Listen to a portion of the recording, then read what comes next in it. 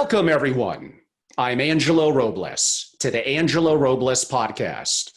I'm also the founder and CEO at Family Office Association. During COVID, I've been hosting practically daily amazing interviews that have been a lot of fun for me and my members. And to give a little bit of context to the discussions, I help global families and their family offices solve problems, procure positive future outcomes, and prepare for intergenerational necessity.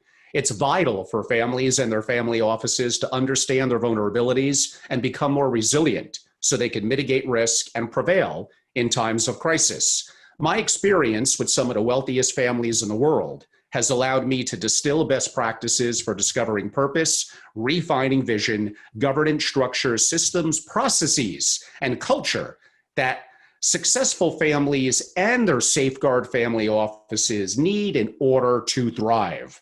I help families create or reinvent their family office to be of institutional quality and highly adaptive. We're really excited about today's topic and guest. We're titling it, actually, after one of her blogs. It was such a good title, I couldn't resist it. 6 Mistakes Philanthropists Make During Crisis and What They Can Do Instead. It features Kris Putnam-Walkerly, author and founder of Putnam Consulting. She has a really stellar background. I'm going to read really just a small percentage of it. We're really excited to have her on. For over 20 years, she has advised top global philanthropists to transform their giving and catapult their impact. As a sought-after philanthropic advisor, expert, and award-winning author, Kris has helped hundreds of wealthy families, foundations, Fortune 500 companies, the Giving Pledge signatories, and wealth advisors to strategically influence and allocate over $500 million in grants and gifts. So really, it's a great pleasure. Kris, welcome to the show. Thank you so much, Angelo. It's great to be here. Tremendous pleasure. And we're going to get into your latest book and some questions broadly, but I can't resist that title in terms of the 6 mistakes philanthropists make, especially during crisis, which I think safe to say we're all going through that now. So why don't we get right into it? And I did have a chance to go through them. I read the book, and really, again, it's exciting to have you on.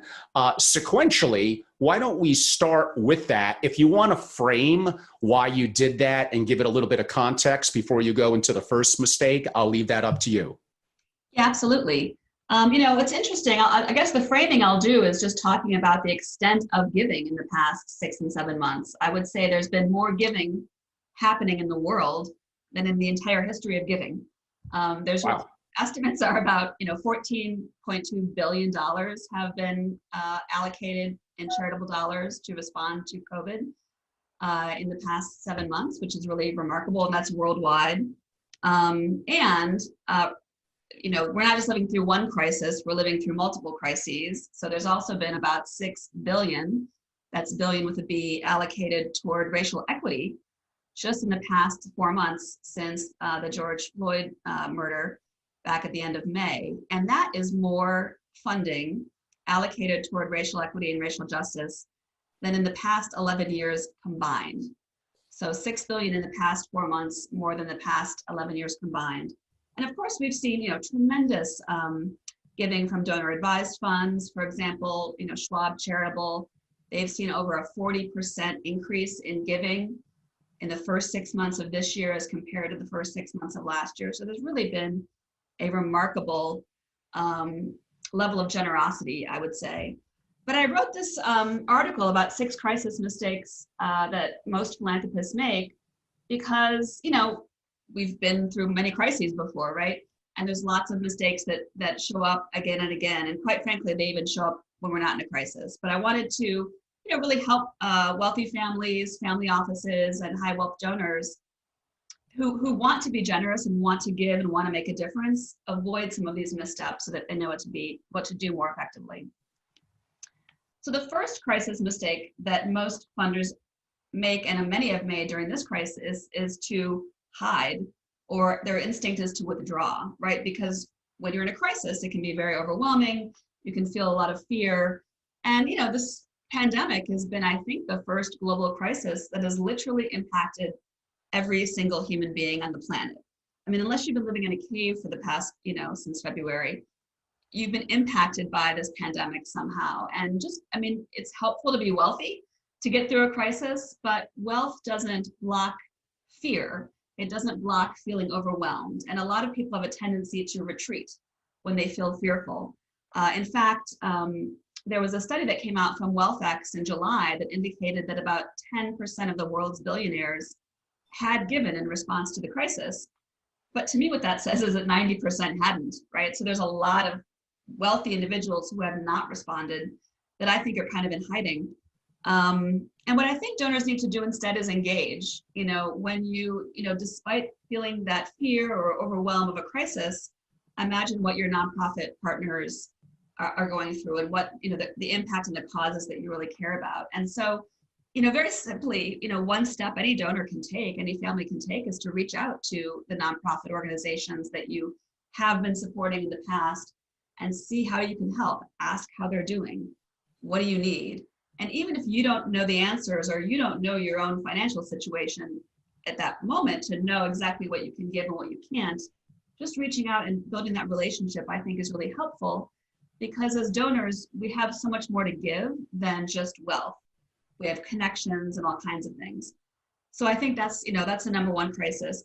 The second one is related, and that is a lot of donors take a wait and see approach to a crisis.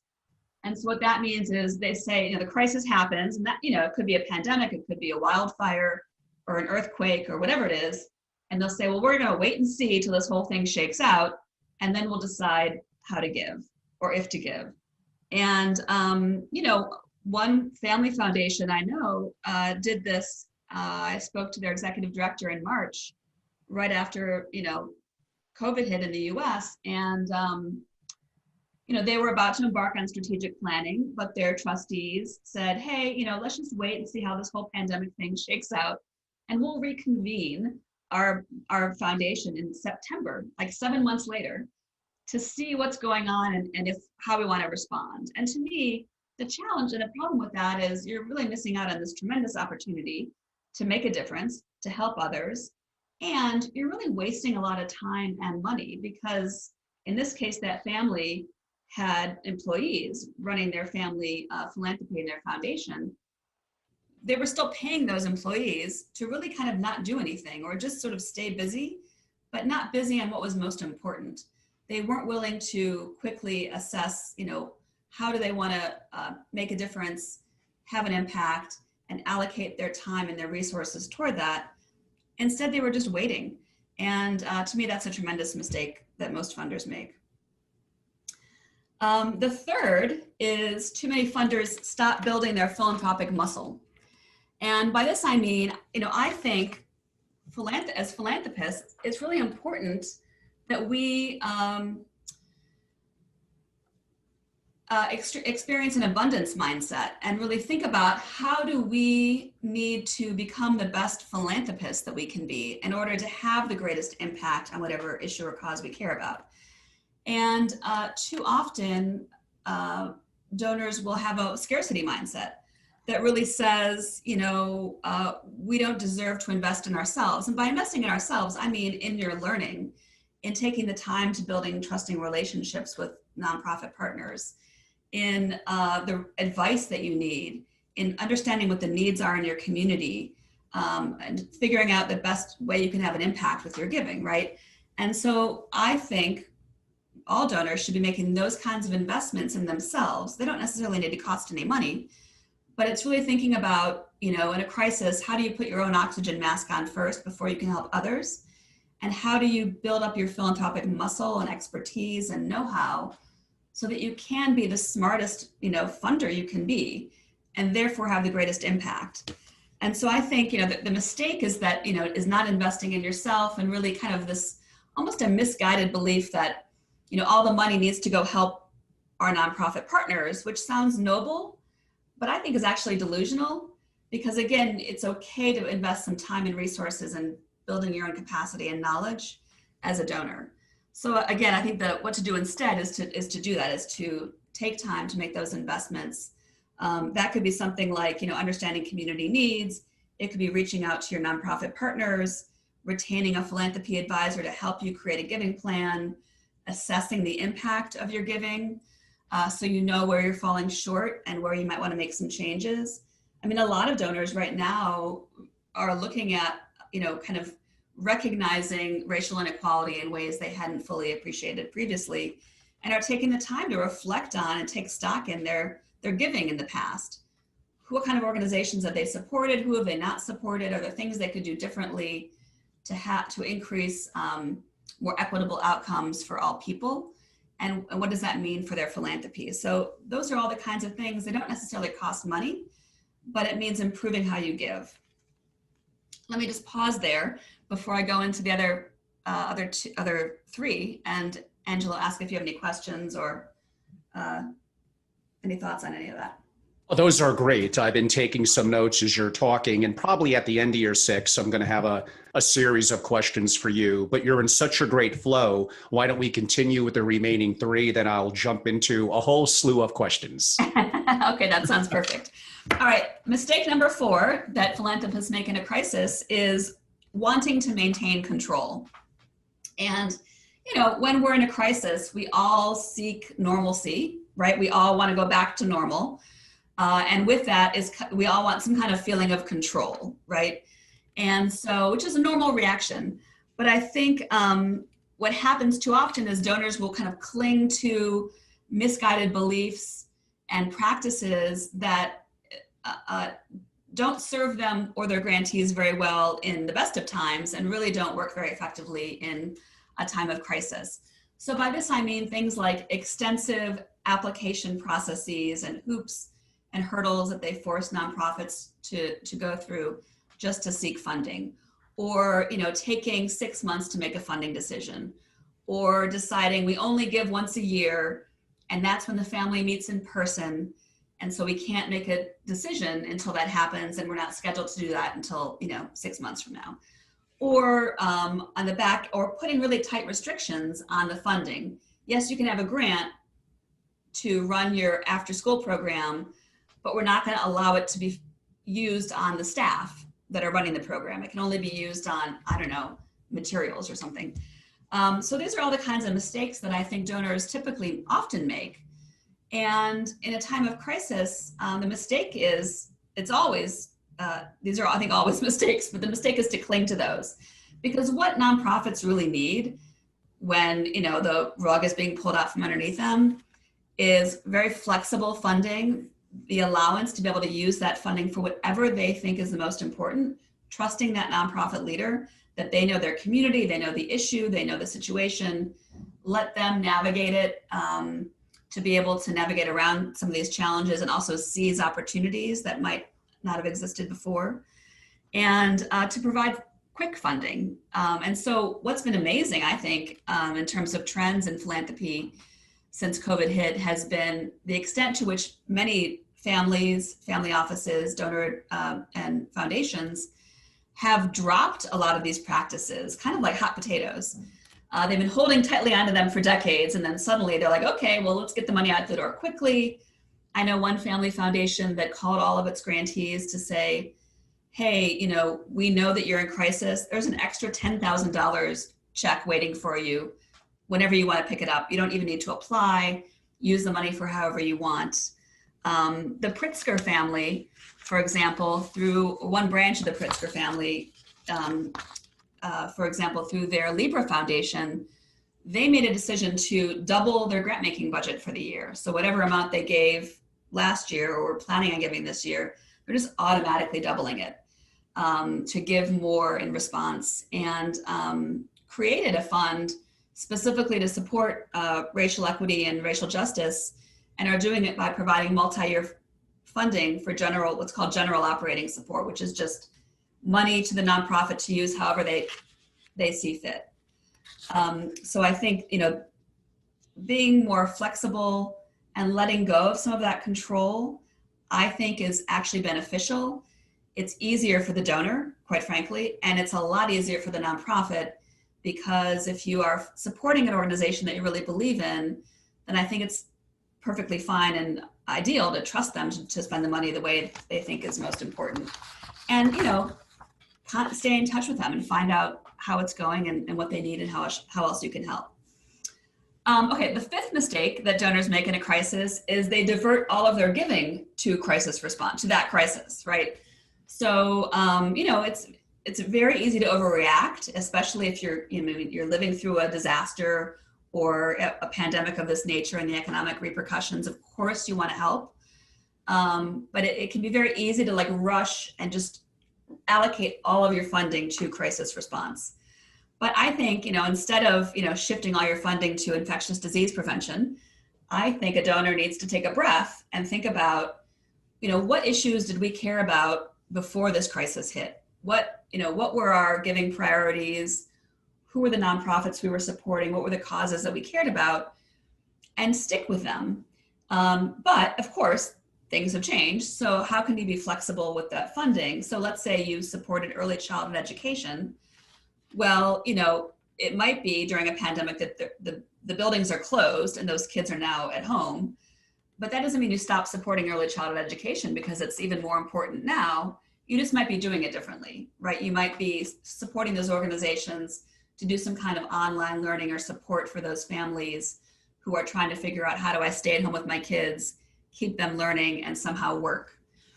And then the sixth one is simply is only responding to the immediate needs. So, it's important to remember that in any crisis, there's usually 4 stages. There's the immediate response, there's the recovery, reform, and then resilience. So, and typically, most funding goes to the immediate response, right? Because, you see the horrible pictures on the news, or, you want to give and you want to make a difference and the need is so great, which is good. That's important. But also, I think as a donor, what you can do instead is to think long-term and think about, well, what can I allocate now to support and respond to the crisis and help people with immediate needs like shelter and food? But also, how do I think about, what's next? So if there was an earthquake and the school was destroyed, or, the roof caved in or whatnot, that school needs to be rebuilt. So you're not just making sure the kids are safe, you need to rebuild the school. And then, in the future, you might want to think about, well, how do we make sure that the school is earthquake safe when it's rebuilt? Or think about Hurricane Katrina, the dams broke, right? So not only do we need to rebuild the dams, but we need to think about, the other dams that didn't break, and how do we ensure that they're strong enough to withstand the next hurricane?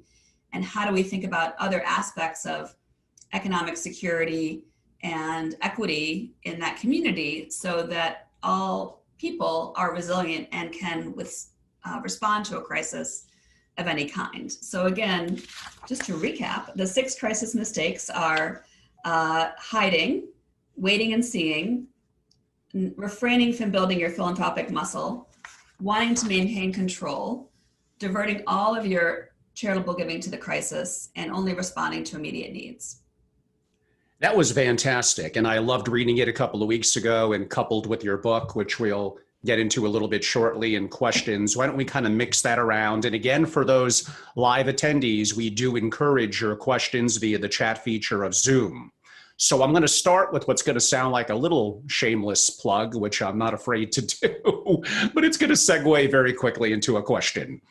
I'm really excited. About a week ago, after courting them for a couple of months and talking to their strategic people, but being unsure if it was going to happen or not, that we received confirmation early this week that we're going to be having the head of the Walton Family Foundation on.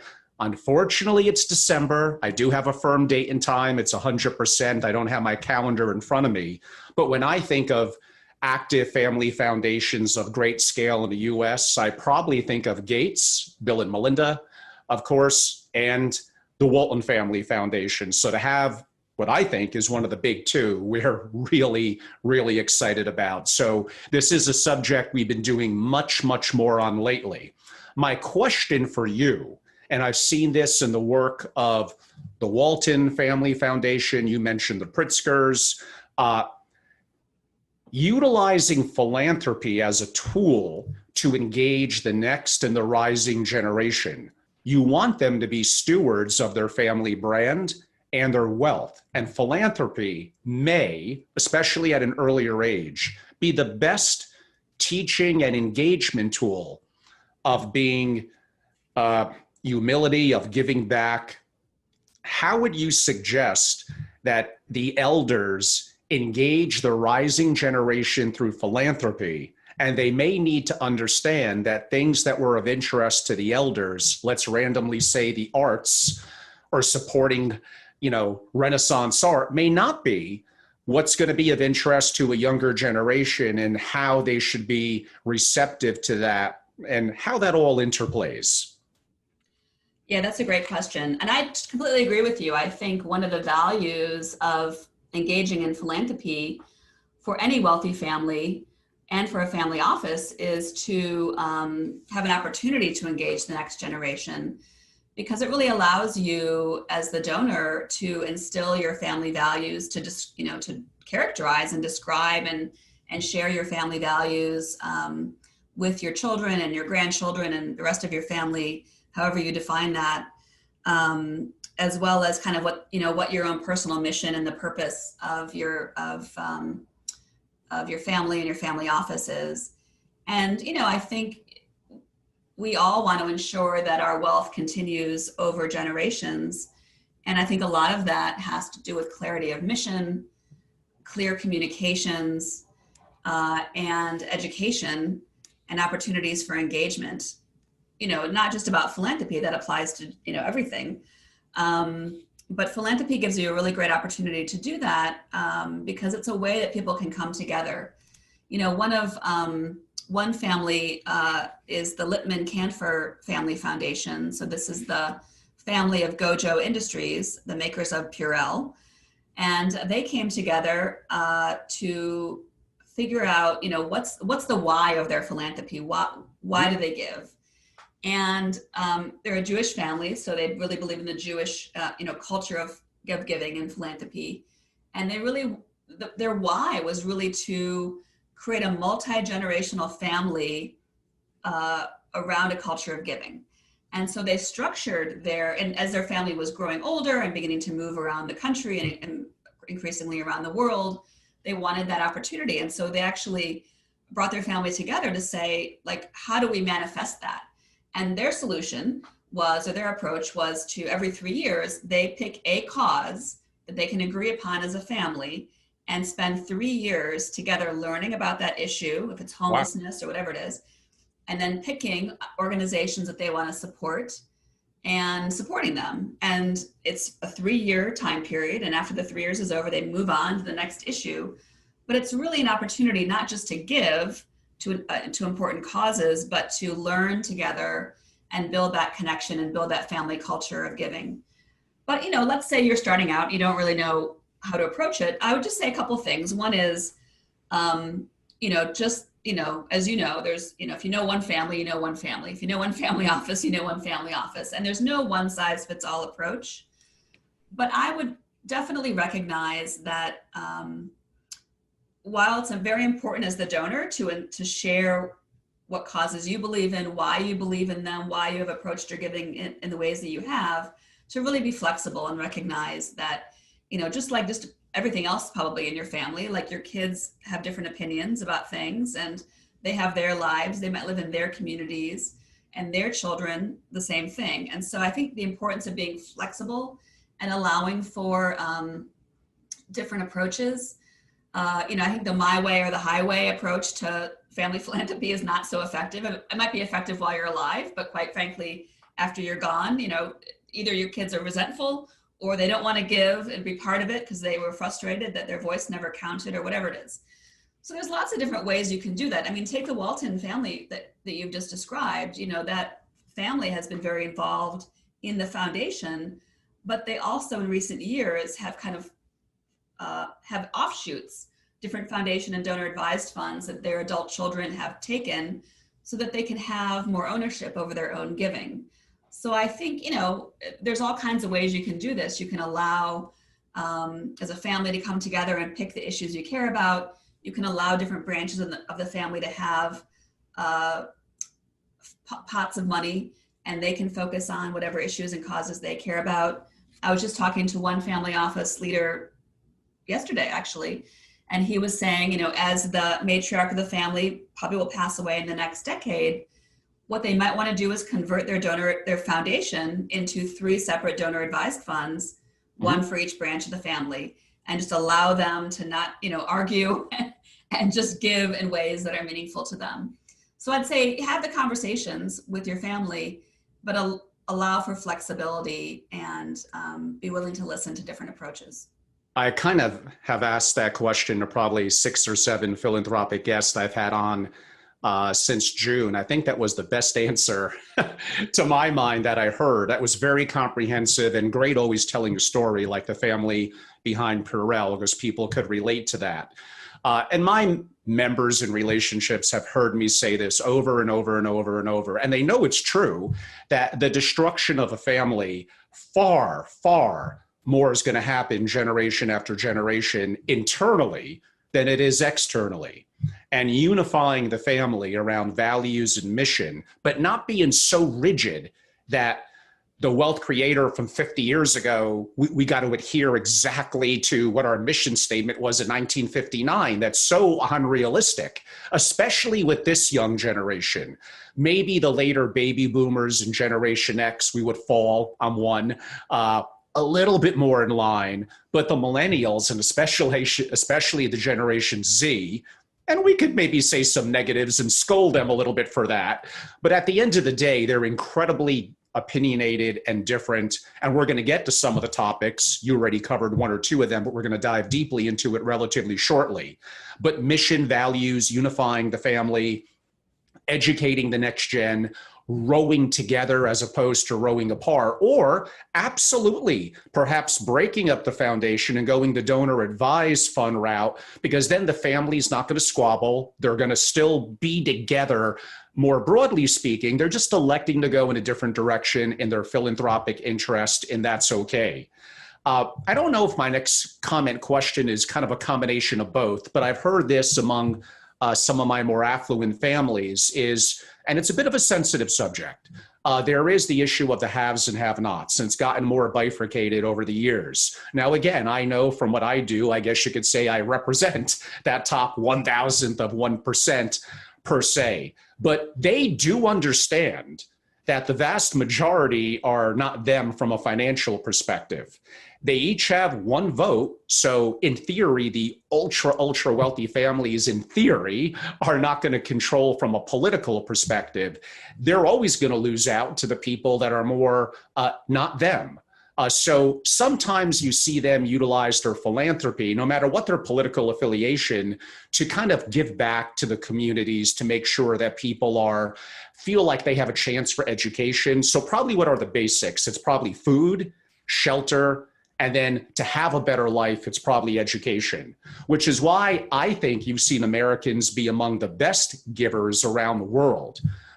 So how would you say, from that perspective, with the social issues that we have going on now, the bifurcation of wealth, that even if they may have motives to benefit their own family generation after generation, they do need to do something to give back that those that have less. And that's the whole value of being a philanthropist. And it may be a little bit for their own sustained interests, politically and otherwise, looking a decade or further in the future.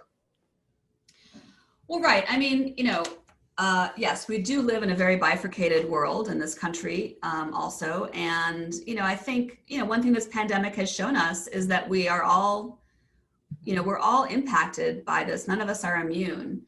And it really makes no sense to have, part of the country and part of our citizens, live in abject poverty or have no access to the internet or no quality education or no access to healthcare. Like how could that possibly serve the wealthiest among us, right?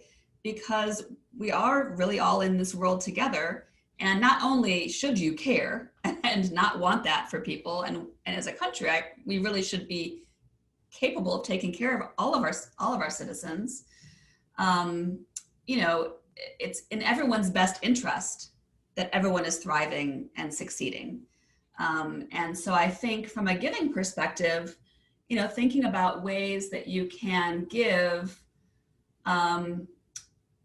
two thoughts here. One is how do you best engage the people who are most impacted by the problem or the issue, like engaging them and coming up with the solutions to the problems, or even as a funder, how do you engage them in helping you think about your giving and what's most important to support?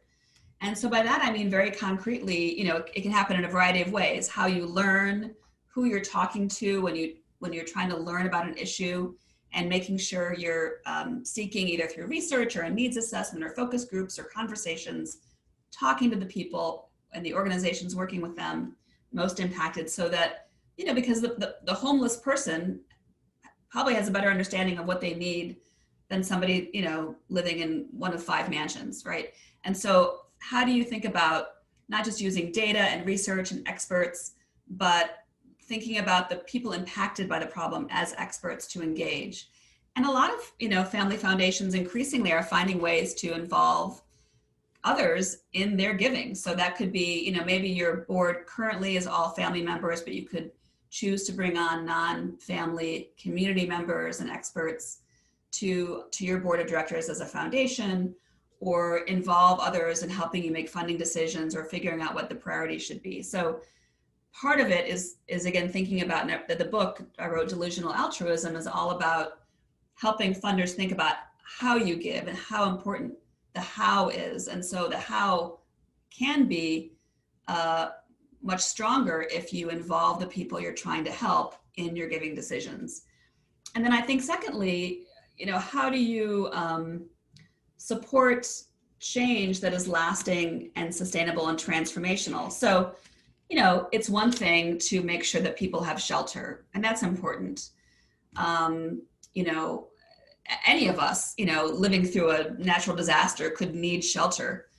But more importantly, I think, in the long run, is how do you make sure that people have the resources they need? So a homeless shelter is good, but the individual having mental health treatment, substance abuse treatment, a job, a safe place to live, so that they can provide for themselves and their family and not need a shelter, is more important.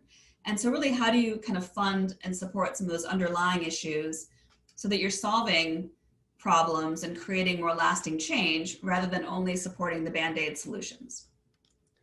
No, that's excellent. And, going back to that kind of comment question, your response to it, by having that tremendous bifurcation and not having people have hope, have food, have shelter, and have potential for education, and look at things more equitably, you potentially have what could lead to uprisings and chaos. And we are seeing a little bit of that in certain elements here in the US, which I never thought I would have seen before, with some of the protests and things that we're seeing that have gone on now week after week after week after week.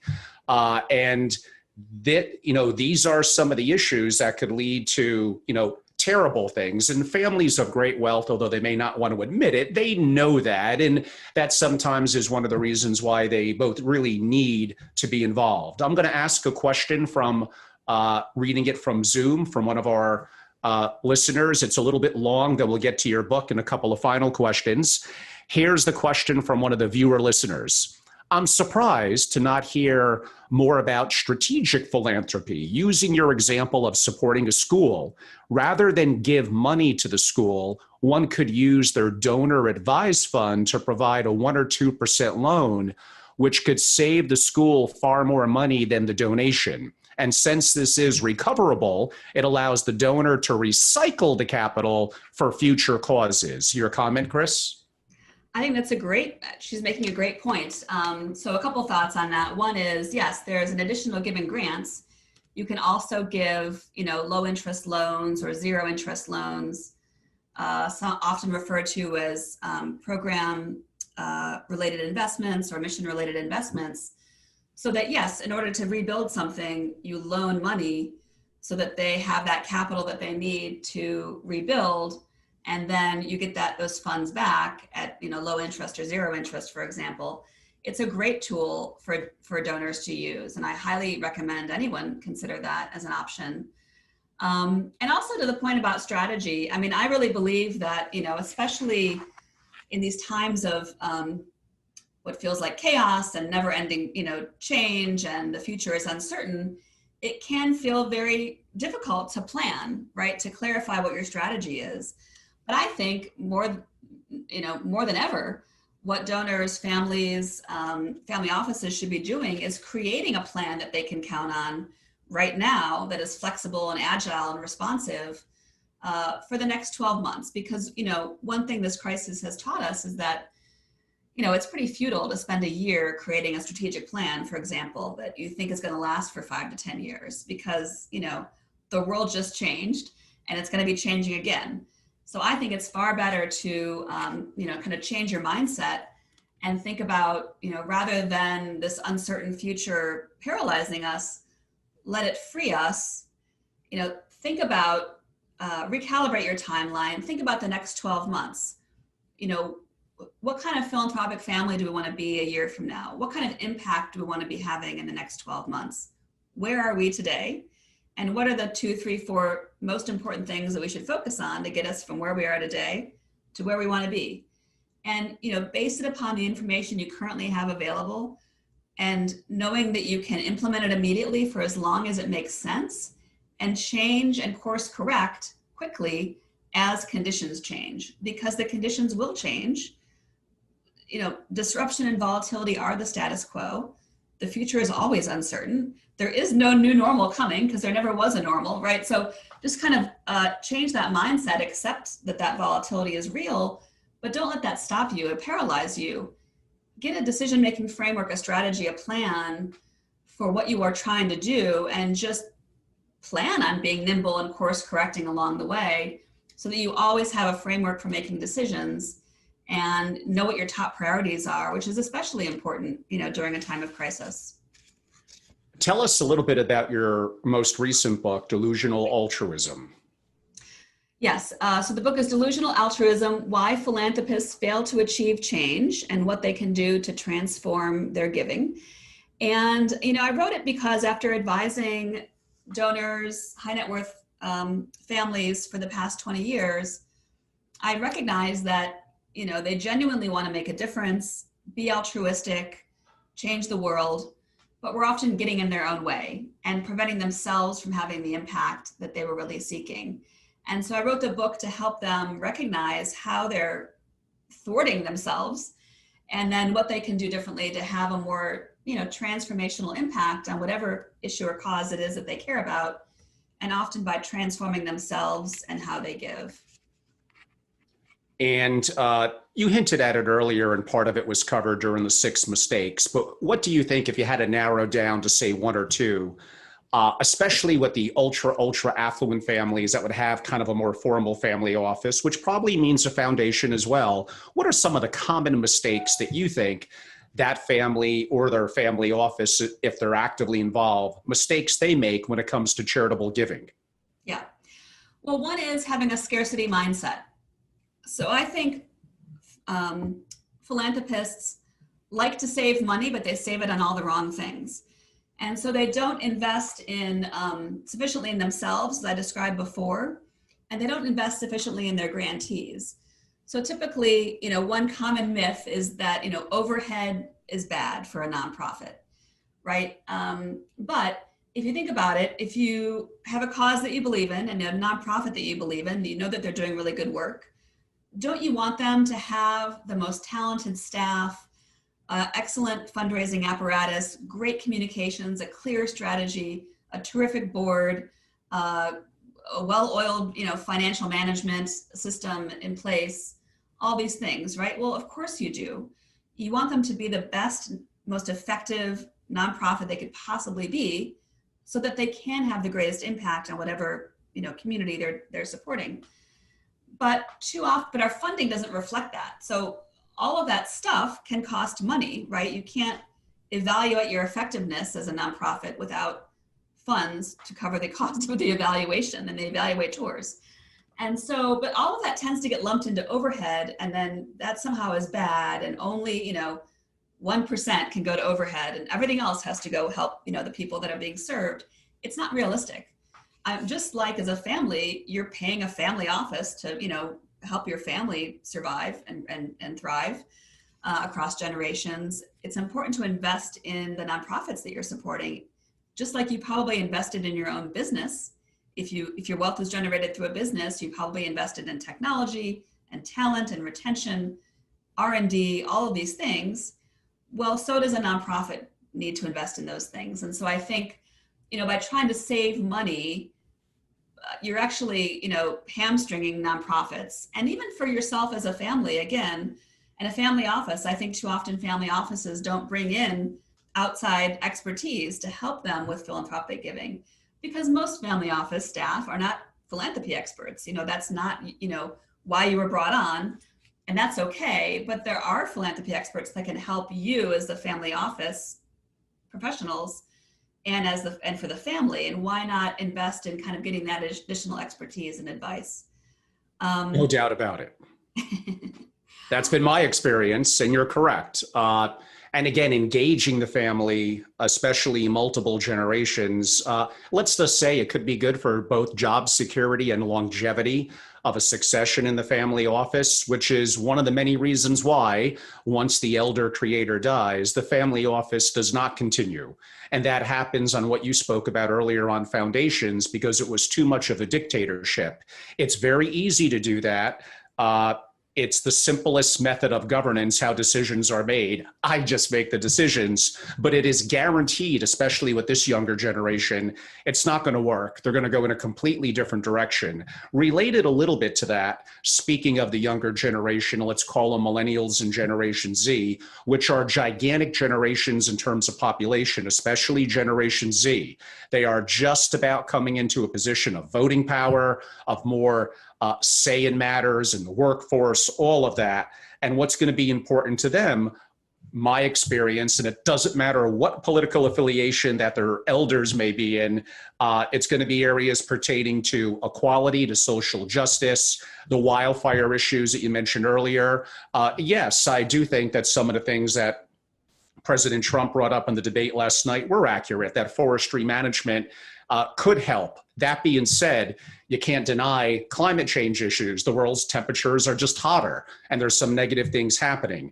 These generations are very much into these issues. Here's what I'm hearing a little bit, or I'm reading through the lines. The elders are not engaging them enough. They're not giving them enough control of some of how we invest to make an impact in philanthropy, and their money and increased access to healthcare, they're living longer. You would think they would believe in governance, they would believe in greater engagement, and they would want to step a little bit away and enjoy, maybe their 70s or 80s. But a lot of them are holding on, and the children, the grandchildren, maybe the great-grandchildren are not feeling as listened to and engaged. We kind of covered some of this before, but how do you think there could go about and be a better in the middle to benefit both the elders and the rising generation? Mm-hmm. Yeah, and I think a lot of that has to do with fear. In fact, I think fear is such a problem in philanthropy. I devoted a whole chapter to it in my book, Delusional Altruism. I think, part of fear for the older generation, fear of, dying, like no one really wants to think about that. Fear of passing on your philanthropy, fear of losing control, fear of, what these issues are that my kids care about, fear of, all that's happening around, calls for racial justice and racial equity.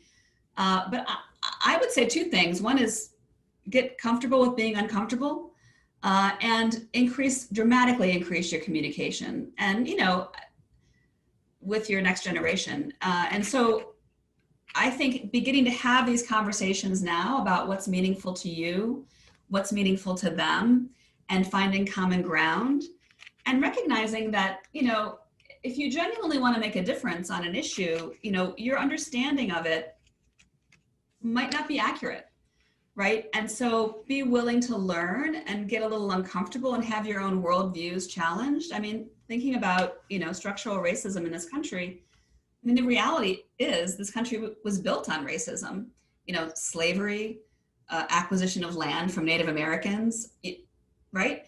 And so that's just the reality, and that's continued to this day. And so now many people have are keenly aware of this all of the time because they experience it. And many people are, their eyes are being opened to what systemic and institutionalized racism means and the negative implications. And if you really want to make a difference and genuinely help communities, I think it's important to lean into that, because that's the reality. The reality is that people of color, Black people in this community, are disproportionately negatively impacted by all kinds of things. And so if you want to help people in your town, you want to think about, well, what's actually the underlying causes and problems, and how do we help rectify them? And so that might feel uncomfortable. That might feel like new information, and it kind of, you feel out of your element. But I would recommend to, put yourself on a learning journey as a donor, as a family, and to understand truly what's happening in your community and the ways that you can be helpful, and with your family, so that you're learning together about some of these issues, and you're having conversations and discussing them. You're sharing your wisdom and your life experience, for the past 60, 70, 80, 90 years of your life, and how you've come to the beliefs that you have, but being open to the beliefs and experiences of your children and their children as well. No doubt about it. Probably the key thing you mentioned there that I always talk about in family governance issues and related to generation after generation sustaining wealth and legacy is a very simple word, yet somehow it always kind of falls apart, and that's communication. Even if you disagree, if you're able to be respectful and keep an open and consistent line of communication, I'm not going to say it'll all work out, but it kind of does. I've had on the world's leading experts on these issues that have studied family businesses, some of them going back over 150 years. Dennis Jaffe, James Grubman, both doctors, et cetera. And when you ask them just one word, that's it. It's just communication. Yet somehow that appears to be hard to do. And we're all responsible for that. So let's not always blame the elders. It's the younger generations or those in the middle as well. We all need to be responsible and communication doesn't always mean talking and saying your views, although that's a part of it. It means really actively listening. So that's something we could probably all do a bit of a better job on. Wearing a little bit of what my audience knows is a little bit of my libertarian hat for a second on what you said. Yes, I do think it's the responsibility of families of great success and how they could help give back to their communities and help everyone rise. Because we mentioned earlier, even from a political perspective and chaos in the country, in theory, that's going to be good. And if families don't do that, then the government is going to do it, which means significantly higher taxes. And does anyone think the government does things better? Some things they may, often they don't. It becomes a bureaucracy. So that's what happens when people aren't as active in philanthropy. It gets more government regulation and involvement, which usually, I'm not going to say all the time, but usually leads to greater inefficiencies, in my opinion. Building on what you said and what you said earlier, and I did not know this statistic, it caught me a little off guard. You mentioned WealthX, and most people should be familiar with WealthX. They're probably the most prominent global researcher on the ultra affluent. And another shameless plug, I've known the founder or co-founder, David Friedman, since they launched about the same time I created Family Office Association. And in 2 weeks, he will be a guest on the show. He is the founder, but he's no longer the current owner. He sold his interest in WealthX, but he's a very intriguing guy. But you did say, I may have it a little wrong, but that 90% of the world's billionaires, and again, US billionaires tend to be better in philanthropy, in my experience, than those around the world, but have not contributed or anything significantly, quote unquote, since the crisis. That's a little disturbing, partially for the reasons that I noted. If they don't, then governments will, which could include higher taxes, more regulation, more bureaucracy. If you could elaborate a little on that and how a plea to have those families be more active in their giving. Yeah, here's the plea. Please give more. Because, I can understand at the beginning of this crisis when, the markets were taking a major hit, it was unclear what was happening. it's hard to know what what your wealth is and what you can give. But good Lord, if anyone can give, it's a billionaire. And, the needs are so dramatically great. I think it's really important. And I think it's also important to do it publicly if you can. So like, for example, Mackenzie Scott, the ex-wife of Jeff Bezos, announced in July that she was giving $1.7 billion toward 116 organizations. She's also signed the Giving Pledge to give away most of her wealth in her lifetime. And it's estimated that she'll have to give away $3 to $4 billion a year just to keep up with her wealth growing to meet that pledge, which is really astounding. But nonetheless, she wrote about this in Medium as she announced this, and she had made kind of a last minute decision to be very public about it, about why she chose the organizations that she chose. She was very intentional about supporting racial justice, gender justice, LGBTQ equity issues, et cetera, as well as other issues, and really supporting organizations led by the people those organizations were serving, because she wanted it, she believes that, she recognized that not only does she have wealth, but she has, this spotlight and this ability to shine that light on the needs and help encourage other donors to give as well. And so I think, culturally, different parts of the world have different beliefs around being public in your giving. Like in the Netherlands, for example, it can come across as bragging if you talk about your wealth and how much you're giving away. Whereas here in this country, some people are bragging, yes, but I think mostly it's, because you're proud and you want to let others know and signal this is an important issue to support, or giving is important, or whatever it might be. And so I do think, that certainly is very important for all donors to really be stepping up. Indeed. And maybe my final question, you mentioned a giving pledge. It does pop in my head. It's a great idea as opposed to waiting until death, better than nothing, but have you see the impact while you're living.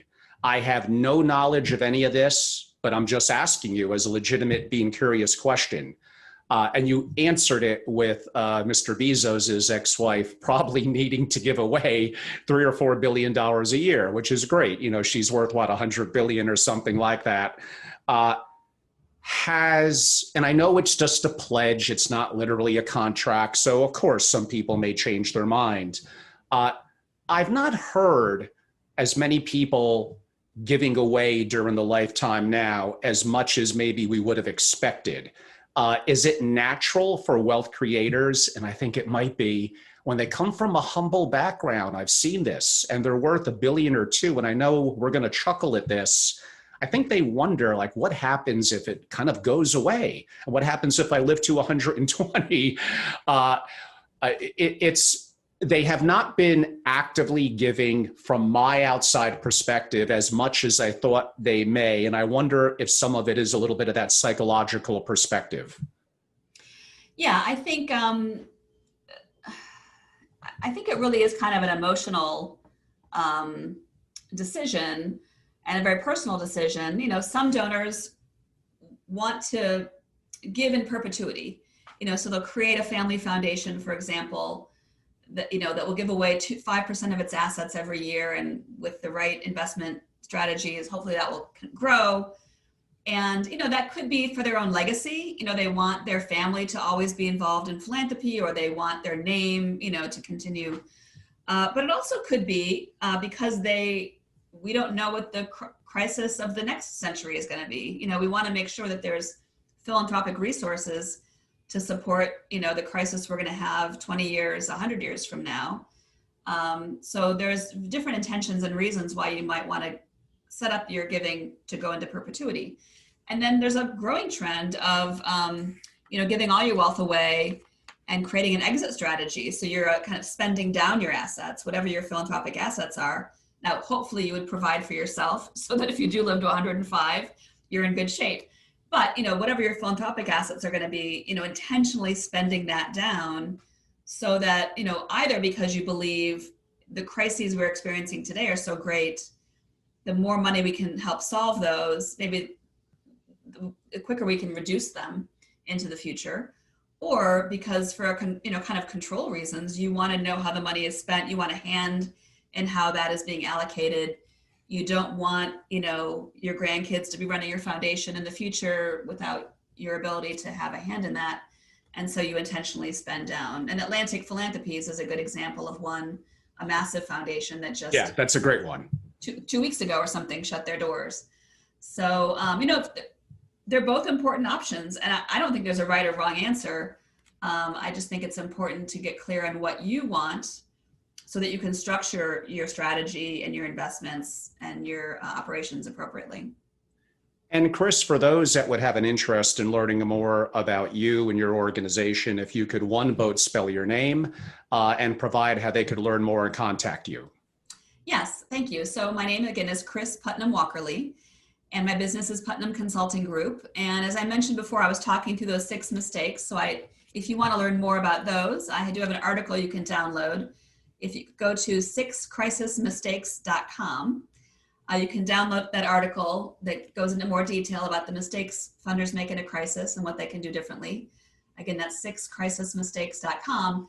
And that will also put you on my website.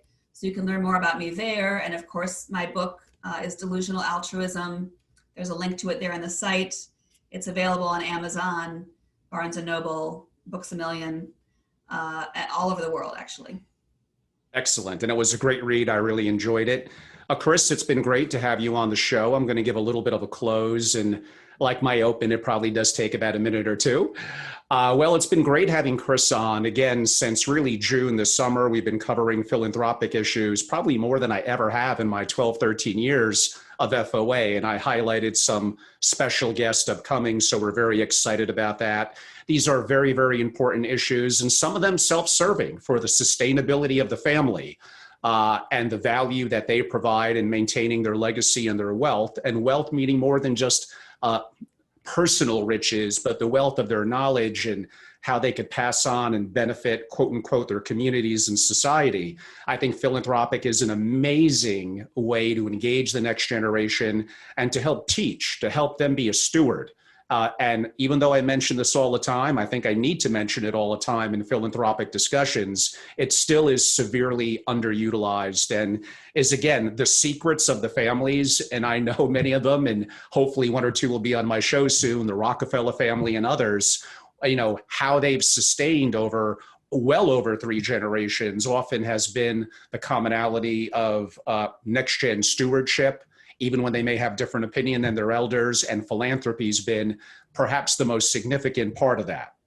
Everyone, I'm Angelo Robles. I'm the host of the Angelo Robles podcast and founder and CEO of Family Office Association, a global membership organization dedicated to families of wealth and their family offices. We provide a significant amount of original proprietary content. We're extremely active during COVID, literally doing 200 plus online digital events, I guess you could say, for our members. It's been exciting. We've had great guests on and look forward to that. We have a series of master classes and other value-added benefits like never before during COVID. It's been an engaging and an enticing time for us. I'm very active on social media. You could find me there. Our website is familyofficeassociation.com. And my email is angelo@familyofficeassociation.com. Kris, thanks for being such a great guest. Look forward to the next time. Thank you. Thank you.